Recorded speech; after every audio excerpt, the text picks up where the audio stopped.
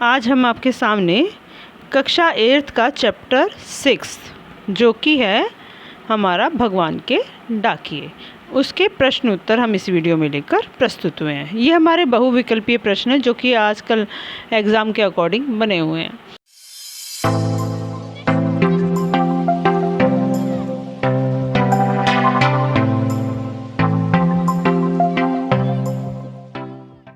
कविता में पक्षी और बादल को क्या कहा गया है? देवदूत, मेहमान, डाकिए या पड़ोसी? तो इसका आंसर होगा डाकिए, तो आंसर होगा ग। नेक्स्ट क्वेश्चन है हमारा, कविता में बाँचने शब्द का क्या अर्थ है? तो बाँचने का अर्थ होगा पढ़ना, गाना, हंसना या झूमना। तो बाँचना मतलब पढ़ना, तो इसका आंसर होगा पढ़ना, आंसर होगा का। नेक्स्ट क्वेश्चन आपका दे रखा है, भगवान के डाकिए कौन सा संदेश लाते हैं? शत्रुता का संदेश या मानवता का संदेश या दया का संदेश या फिर प्रिय का संदेश? तो हमारे चैप्टर के अकॉर्डिंग वो लाते हैं मानवता का संदेश, आंसर होगा मानवता का संदेश। नेक्स्ट क्वेश्चन है, कविता के अनुसार डाकिए की चिट्ठियाँ कौन नहीं पढ़ पाता है? तो ऑप्शन दे रखा है पेड़, पौधे, पक्षी या फिर मनुष्य।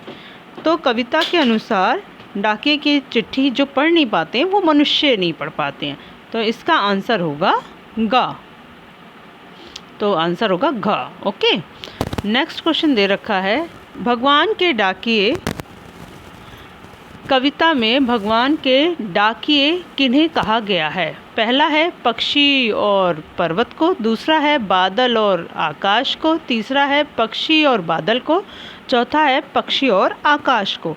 तो कविता के अनुसार जो इसका बताया गया है वो है पक्षी और बादल, यानी ग, आपका ग इसका आंसर हुआ। नेक्स्ट क्वेश्चन दे रखा है आपका, भगवान के डाकिए का एक महादेश से दूसरे महादेश तक जाना किस ओर संकेत करता है? ऑप्शन दे रखे हैं, वे नदी नाले आसानी से पार कर लेते हैं, या उन्हें अपना कर्तव्य पूरा करना पड़ता है, या फिर वे इंसान द्वारा बनाई गई सीमाओं में बंधकर काम नहीं करते, या फिर उन्हें कहीं भी आना जाना पसंद अच्छा लगता है।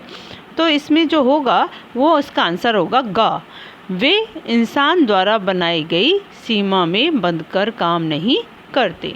नेक्स्ट क्वेश्चन दे रखा है, भगवान के डाकिए द्वारा लाई गई चिट्ठियों को कौन नहीं पढ़ पाता?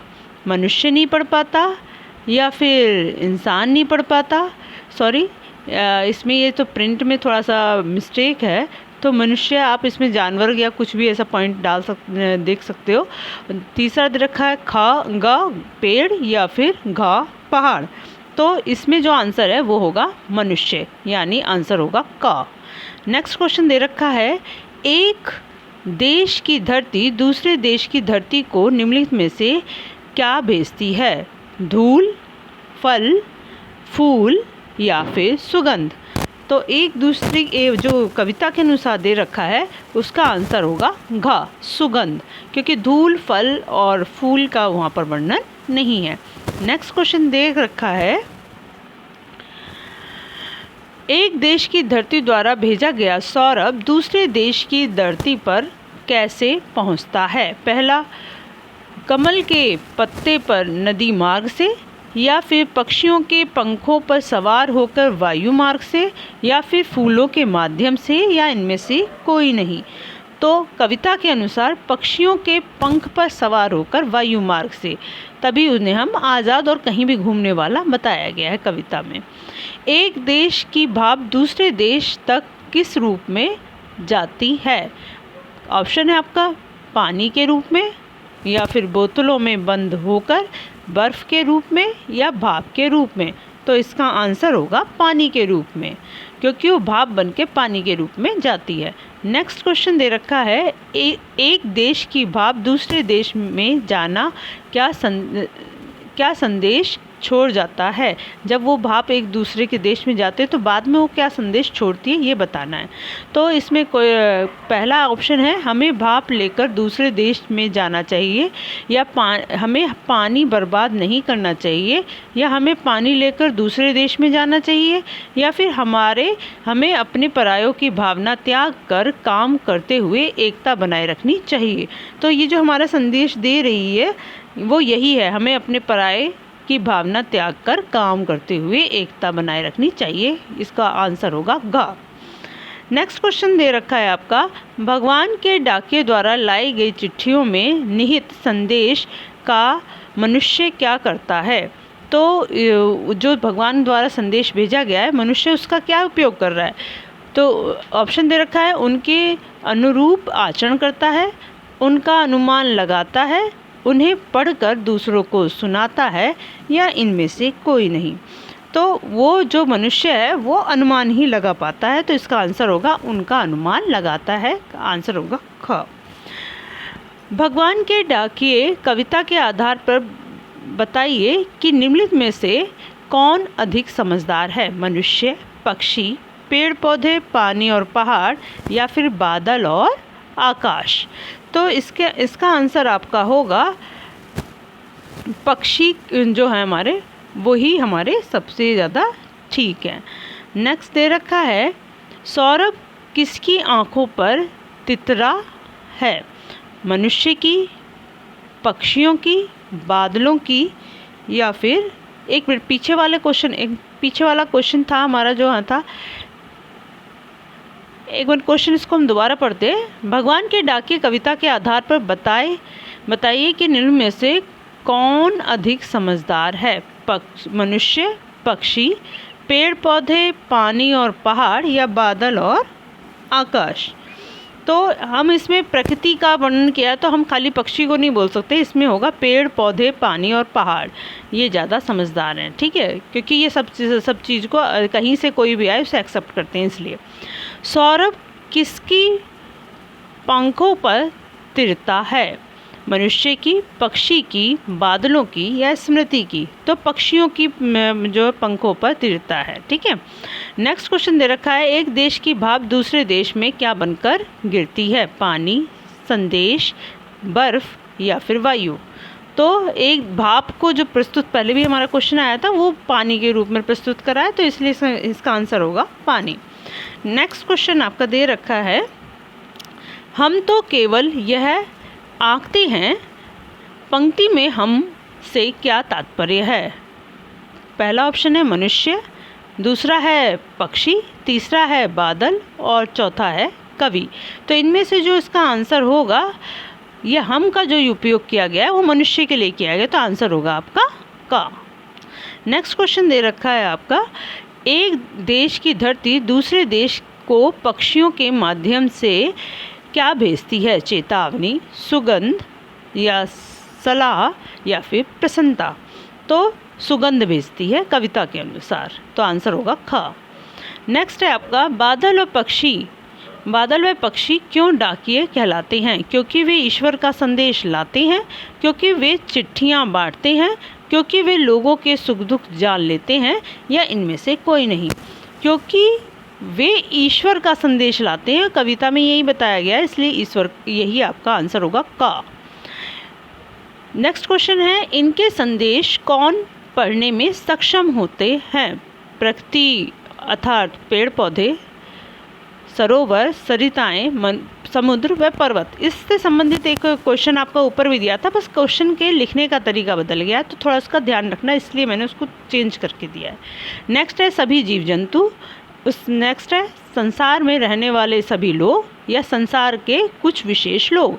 तो इसका आंसर होगा नेचर, यानी प्रकृति, अर्थात प्रकृति, पेड़ पौधे, सरोवर, सरिताएं, समुद्र और पर्वत, यानी हमारा जो नेचर है वो सारा इसमें आ जाएगा।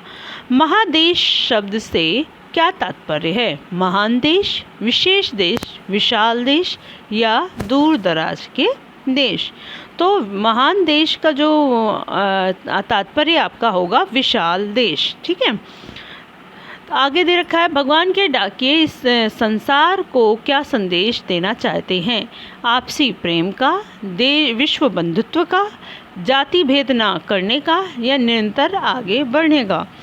तो यहाँ जो देना चाहते हैं वो विश्व बंधुत्व, यानी विश्व के सभी लोग एक जैसे एक साथ मिलकर कार्य करें, तो वही देना चाहते हैं। तो आंसर होगा इसका ख।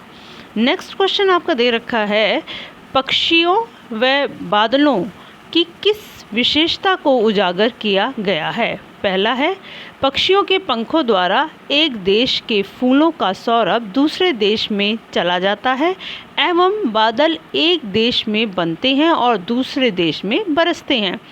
दूसरा दे रखा है, पक्षी और व बादल दोनों ही आकाश में उड़ते हैं।